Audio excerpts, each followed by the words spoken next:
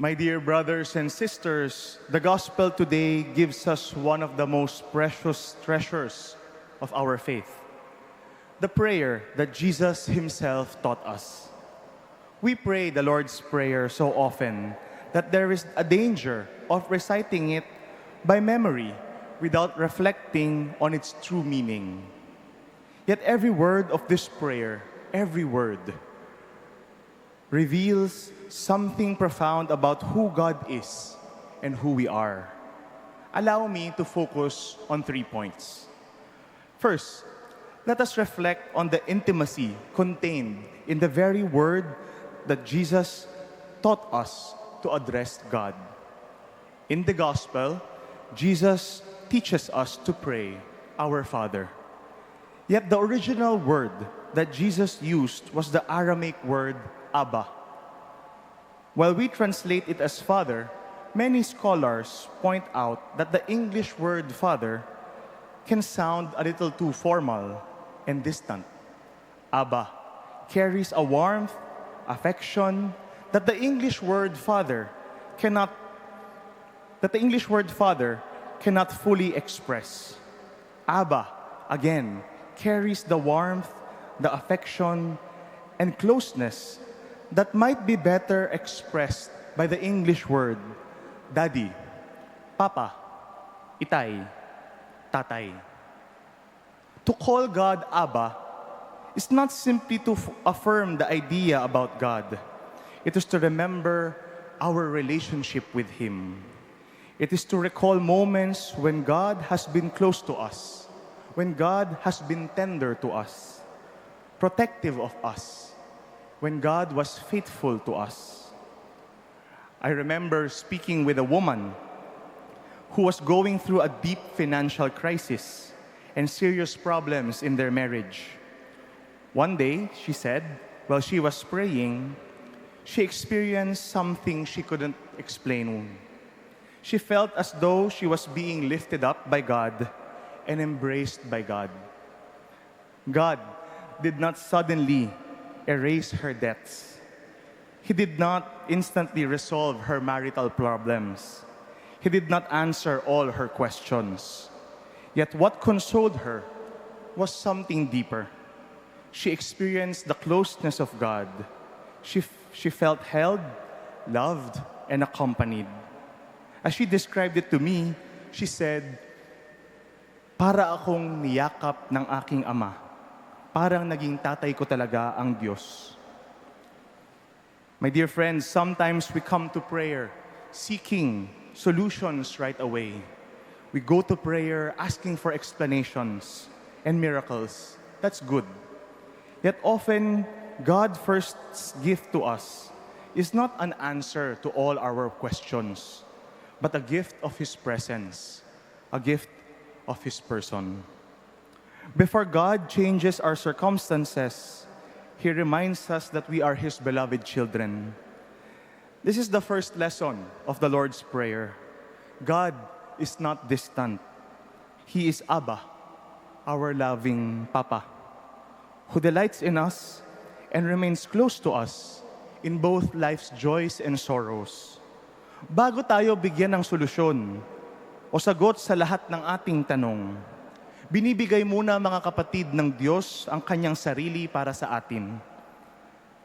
Sinasabi ng Diyos, narito ako, narito ang aking katawan, inihahandog para sa inyo. The second lesson is found in a small but very important word. Jesus does not teach us to pray, "My Father." He teaches us to pray, "Our Father." The God who loves me is the same God who loves you. The Father who knows my struggles also knows your struggles. The Father who desires what is good for me also desires what is good for you and for all persons. And if God is our Father, then you and I are brothers and sisters. You and I are brothers and sisters.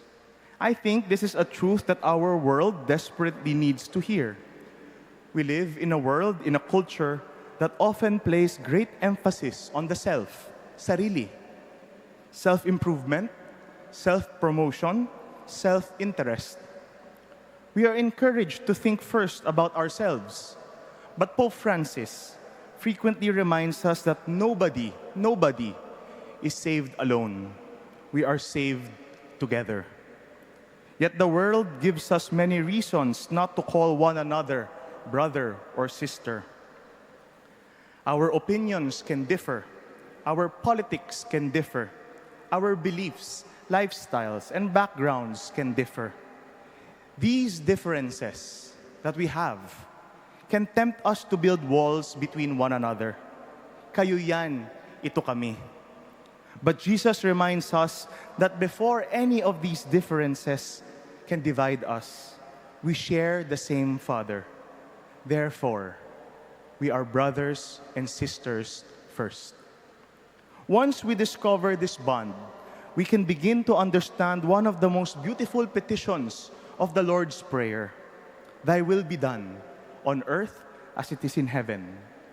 We often imagine heaven, my dear brothers and sisters, as a distant reality. Para bagang ang layo-layo ng langit, hidden somewhere beyond the clouds, and waiting for us after death. But the kingdom of God is not a future promise. It is a present task. Ang langit ay tungkulin natin lahat ngayon. The reign of God, ang paghahari ng Diyos, ay nagsisimula when we live as true brothers and sisters. Whenever I treat another person with dignity, when I treat another person with justice, with respect, the kingdom of God is planted. Whenever I extend a helping hand to someone in need, the kingdom of God grows. Whenever I seek reconciliation, whenever I choose to forgive, instead of divide, the kingdom of God grows. Whenever I listen to the suffering of another person and share their burdens, the kingdom of God bears fruit today. The kingdom is not hiding somewhere far away. It becomes visible whenever God's children recognize one another as part of a bigger family. Ang kaharian ng Diyos ay nagsisimula sa tahanan na naghahari ang pag-ibig. Naghahari ang pakikipagkapwa-tao. Ang paghahari ng Diyos ay nagsisimula tuwing pinipili natin tratuhin ang kapwa bilang tunay ngang anak ng Diyos at bilang aking kapatid. So my dear friends, whenever we pray the prayer that Jesus taught us, let us remember who we are. We are sons and daughters of a Father who delights in us, who accompanies us through life's ups and downs, who remains close to us in moments of joy and moments of tears. And because God, our Father, has treated us with so much tenderness and love, let us treat one another the same way. For when we live as truly brothers and sisters in the Lord, the kingdom of God is already among us.